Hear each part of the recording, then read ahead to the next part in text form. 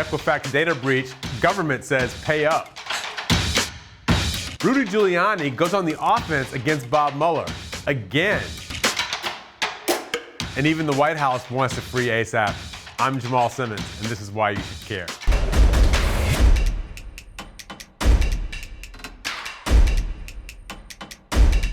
The Federal Trade Commission has ordered Equifax to pay at least $500 million to settle disputes over a massive 2017 data breach. The FTC, the Consumer Financial Protection Bureau, and 50 states' attorneys general had launched investigations into the Consumer Credit Reporting Company. In Monday's announcement from the FTC, it looks like Equifax could end up paying as much as $700 million to satisfy the breach that compromised personal information of at least 143 million Americans. It would also have to beef up its information security program. Restitution payments could go as high as $400 million, but in order for customers affected to get a piece of the pie, they'll need to prove they were victims of fraud. A court still needs to approve the settlement. Here's why you should care. Is $500 million a big enough punishment for this credit reporting giant? Consider this. Equifax is paying out slightly less than it normally makes in a single quarter. Last year, it brought in $3.4 billion in sales. That's almost 5 times the settlement payout. Moreover, are consumers any safer? We don't really know. The investigation didn't produce information about the hackers, and there's no telling the extent to which consumers were harmed. Some see the deal as a slap on the wrist for Equifax and argue there's little incentive for other credit reporting giants to take these hacks more seriously. Millions of social security numbers, names, address, driver's licenses are now in the hands of bad actors. Maybe mine and yours too. Do you feel any safer?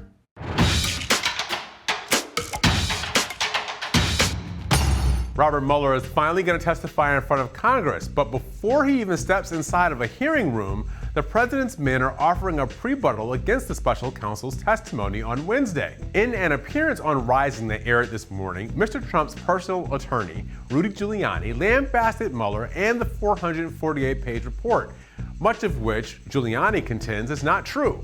I can't imagine he's going to say anything that we don't know. If he does, it would be highly questionable. How come you're saying it now and you didn't say it in the report? And number two, it would be totally unethical. Once you finish a case and you decide you can't bring it, then the prosecutor got to keep his mouth shut. So this is why you should care. I'm sure most Americans haven't read the full Mueller report. I did, and I listened to the audiobook, and then I reread some sections of it again, but now I'm just showing off. Anyway, Democrats are betting that anything new Mueller can offer will help fill in the picture a bit more.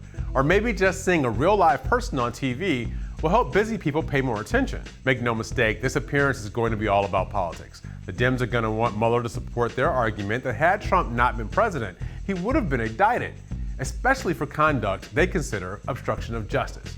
Republicans and Trump supporters will mirror Mayor Giuliani.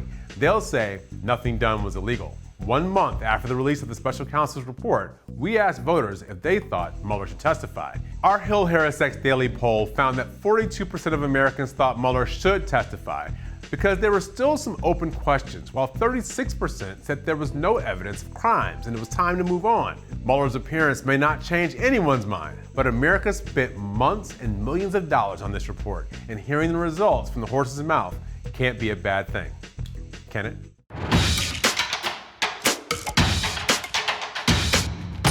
If you follow music and politics, you've probably heard the story by now. Rapper A$AP Rocky got into a street fight in Stockholm, Sweden on June 30th and got arrested. Rocky, whose real name is Rakim Myers, and 2 friends have been held in jail for almost 3 weeks. Last week, do-it-yourself celebrity Kim Kardashian West and her husband Kanye asked Trump's son-in-law Jared Kushner to help their friend Rocky. Kushner took the request straight to the President of the United States, who first tweeted on Friday that he would try to help. On Saturday, Trump made a call to the Swedish Prime Minister and reportedly offered to personally guarantee the musician's bail. The Prime Minister apparently told Trump the Swedish judicial system is independent and there wasn't much he could or would do. Okay, really, I know now you're wondering why you should care about this. But after Kim Kardashian West lobbied Trump to commute the sentence of 63-year-old non-violent drug offender and grandmother Alice Marie Johnson, the president asked any other celebrities to let him know if he could be helpful. Kimmy K has taken him up on the offer, but is this any way to run a criminal justice railroad? Many racial justice advocates and even a few celebrities question the president's other far-reaching policies, like immigration, for instance. Even someone like Justin Bieber had something to say. Bieber tweeted, "I appreciate you trying to help him, but while you're at it, @Real Donald Trump, can you also let those kids out of cages?" White House defenders point to the president's signature on the First Step Act as an impactful reform that improves prison conditions and speeds the release of federal prisoners. For the record, despite Trump's help, A$AP Rocky is still in jail. That does it for today's show. Let us know what you think in the comments or join the conversation on social media using the hashtag #Whisk. And catch more great content from Hill TV by subscribing to the Hill's YouTube channel. Just click the bell so you know about new videos when we post them.